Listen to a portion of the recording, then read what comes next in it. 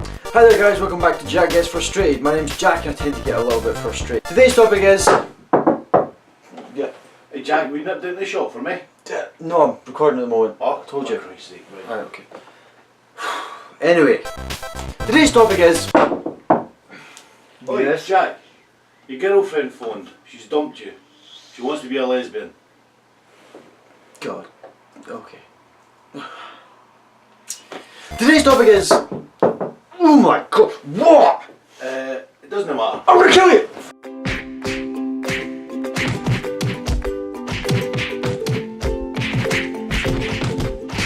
Right, god damn it. Today's topic is about being interrupted by people. We've all been in that situation before when you think you're telling quite an interesting story and someone walks into your conversation very nonchalantly and blurts out over the top of you. Oh hey guys, how's it going? Is this person talking? Excellent, let me talk over the top of them. Excellent, excellent, excellent. This boils my blood more than anything else in the world. If you walk into a conversation when you can hear someone talking, do not think that you automatically have something more interesting to say than said person. This has happened to me so many times.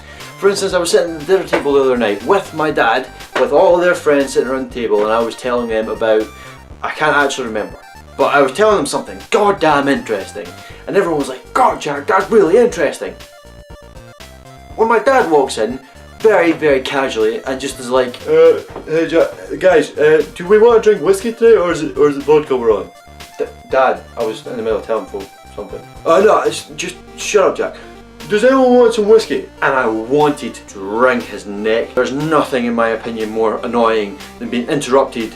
And then when you go back from being interrupted, you don't remember what you were talking about because it was so long ago, it doesn't even matter anymore. We've all been in that situation before. We all have. Where someone has just walked in a conversation, interrupted you, ruined your story, and then fucked off after it. If you think you're one of these people, do me a massive favour. Go up to the nearest bridge with all your friends around you and start talking. But the 5th time into interrupting someone, I'm going to let your friends push you. And if that doesn't come to that, I'll probably just push you myself. Excellent! In my opinion, it's probably one of the most ignorant things you can do. If you walk into a conversation and just suddenly start yapping away when someone has already been talking, you're going to get punched. Or at least, you deserve to be punched. Another great example of this was when I was in high school. In high school I was standing with all my friends around me, we were talking amongst one another. It came to my point where I had a conversational piece to add to the conversation, and somebody walked in who wasn't even part of the previous conversation and just blurted all of their shit out. I kind of looked at them as if to say, dude, what is wrong with you? I hate it more than a lot of things. Another great example of passively interrupting someone is when you're on the bus. If you go onto the bus and sit next to an old wifey, so you sit down. How you doing, man? You okay? Fantastic. You had a nice day? Good, good, good. It's rubbish weather we're having. Halfway through your conversation, somebody up the back of the bus is on their phone, shouting. There's no need to shout on a bus. Everyone around you doesn't want to hear what you have to say, because let's face it, it's not an interesting thing you're going to say. So she's on her phone. Yeah, uh-huh. Yeah, not even saying anything, just agreeing a lot with the person who's on the other end of the phone. Yeah. Okay. Right. Okay, well, I'll speak to you later. Okay. Okay, bye. Bang. Like, the amount of times I've wanted to get up on the bus and just go, right, shut the fuck up. Seriously, nobody cares. Nobody gives a flying monkey's scrotum about what you have to say about anything. So why, pray tell, does everyone have to listen to you when we're trying to make really quite shit chit chat? As you can see, this gets to be the most out of all my videos. This gets to be the most. I mean, come on, it isn't difficult to analyse your surroundings when you walk into them. If it was me walking into a conversation, I'd walk in a lot like this. Wait for the person to finish. Oh wow, cool, that's cool, mate. You'll never guess what I just seen in the street. A rabbit was hit by a car, driven by a dog. Even though that was an awesome story, which it blatantly was, I would have waited 5 seconds for the person to finish what they're saying. God damn it! You've been watching Jack Gets Frustrated. I've been Jack and I've been frustrated. If you guys want to check out a gaming channel, my friend Tom runs one on YouTube. I'll leave his link in the description down below.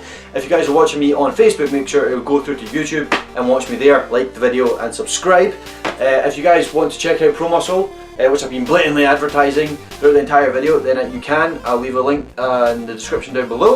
So yeah, do not interrupt one another, guys. It's the final message of today. Don't do it.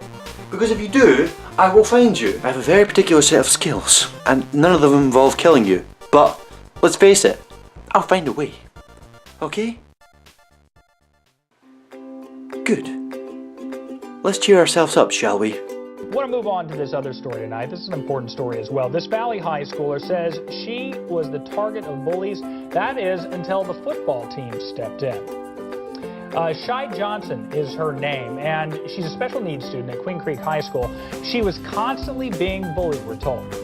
1, 2, 3, 4, 7. This story starts with high school hierarchy, the kind where kids like Carson Jones and Tucker Workman lead the undefeated Queen Creek football team, while students like Shy Johnson just try to make it through the day. The 16-year-old sophomore was born with a brain disorder, and bullies have always been a part of life. Until this year, when her mom called on a family friend for help. It was Carson, starting quarterback Carson. He took it a step further and went and gathered Shy up at lunch, and she's been eating lunch with him ever since. From first hour through the end of the day, Shy's guys make it a point to look after her. And this group's newfound friendship has changed the game. They're modest about their small act, but to Shy, high school is a new world, a safe one. You say, my team, these are my boys, right? Yeah, And why is that? because they're save me because I won't get hurt again.